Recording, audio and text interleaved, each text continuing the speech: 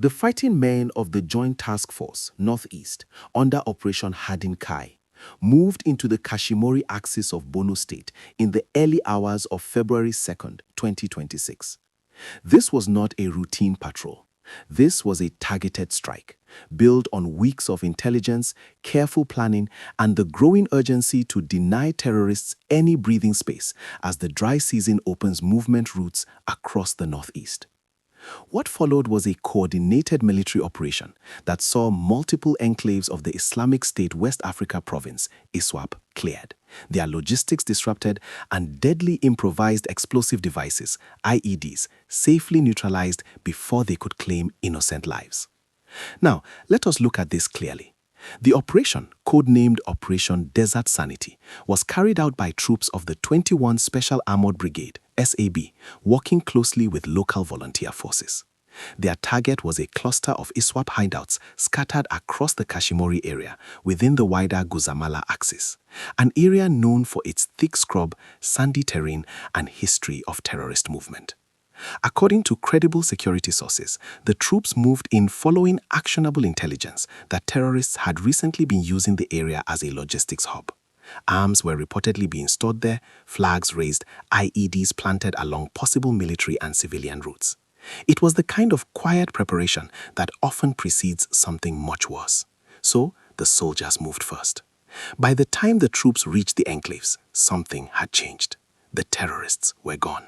Another angle to this issue is the psychology of pressure. ISWAP fighters, according to the sources, abandoned their positions shortly before the arrival of the troops. They likely sensed the advancing force, perhaps through scouts, perhaps through unusual movements, perhaps through sheer instinct. Whatever the reason, they fled, leaving behind traces of their presence and plans. But fleeing does not mean defeat, and the soldiers knew this. As the clearance operation began, troops spread out across multiple locations, moving from one hideout to another. Life support structures, makeshift shelters, storage points, rest areas were systematically destroyed.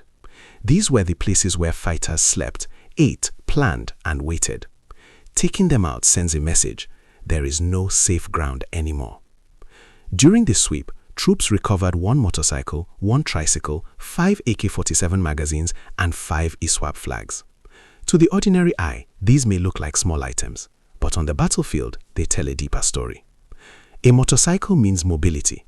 A tricycle means logistics. Magazines mean readiness for violence. Flags mean control, ideology, and intimidation.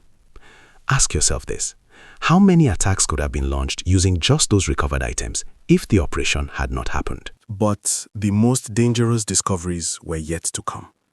As soldiers carefully combed through the terrain, 2 improvised explosive devices were discovered at separate locations. These were not harmless objects. These were weapons designed to kill silently, buried in sand, hidden along paths, waiting for a vehicle, a patrol, or even a civilian. Now, at this point, tension rises. IEDs change everything. One wrong step, one wrong turn, one delay. The air becomes heavy, movement slow. Every soldier becomes both fighter and survival. An explosive ordnance disposal (EOD) team was immediately called in.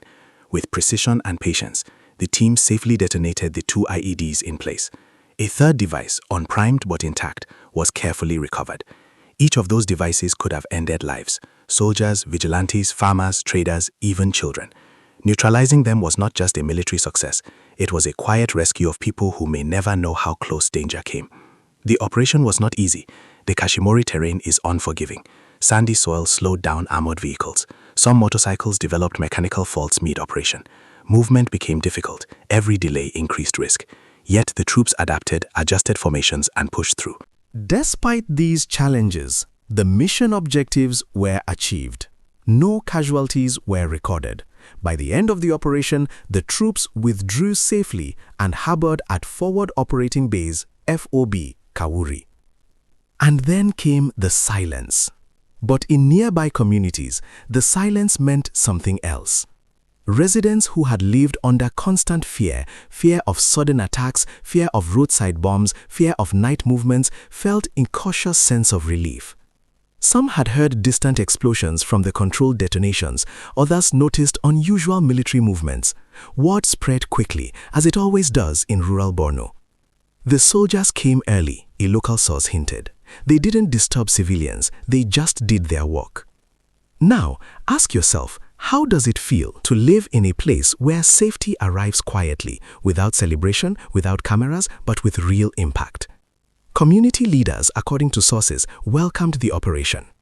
While many residents remain displaced or traumatized by years of insurgency, every cleared enclave is seen as a step closer to reclaiming normal life, farming without fear, traveling without suspicion, sleeping without sudden gunfire. Operations like this are not isolated events. They are part of a wider strategy by Operation Hadin Kai to sustain pressure on ISWAP and Boko Haram remnants. In recent weeks, the military has intensified clearance and domination patrols, particularly ahead of the dry season, a period known for increased terrorist movement due to easier terrain. From this point, we need to understand the bigger picture. Terrorist groups survive on space, silence, and supplies. When you take away their hideouts, disrupt their logistics, and destroy their explosives, you force them into desperation. They move faster, they make mistakes. They rely more on coercing civilians. This is why sustained military pressure matters. But military action alone is not enough. Now, let us look at this clearly again. The success of Operation Desert Sanity also highlights the importance of intelligence sharing, community cooperation, and local volunteer involvement. Without information from the ground, many of these enclaves would remain hidden. Without trust between civilians and security forces, terrorists would continue to blend into communities unnoticed. So here are some critical questions for all of us. Are local residents reporting suspicious movements early enough? Do communities feel safe enough to speak up? Are we paying attention to unusual paths, strange objects, or abandoned items along our roads? How many lives can be saved by one timely phone call? Let's pause and think again about the human cost. Years of insurgency have left scars: orphans, widows, destroyed villages, abandoned farms. Every IED neutralized is one less tragedy waiting to happen. Every enclave cleared is one less place where violence can grow. And yet, the threat is not over. Security sources warn that terrorists who flee often attempt to regroup elsewhere. They may disguise themselves as civilians, they may move at night, they may exploit gaps. This is where public awareness becomes critical. Residents are advised to remain vigilant, avoid unfamiliar routes, and report any strange objects or movement to security agencies immediately. No one should attempt to touch or inspect suspected explosives. Curiosity can be fatal. Community leaders, religious figures, and youth groups also have a role to play, spreading awareness, discouraging collaboration with terrorists, and supporting security efforts. Because security is not just about soldiers at the front lines, it is about everyone. As one security analyst noted, every cleared area gives hope, but hope must be protected, and that protection starts with cooperation.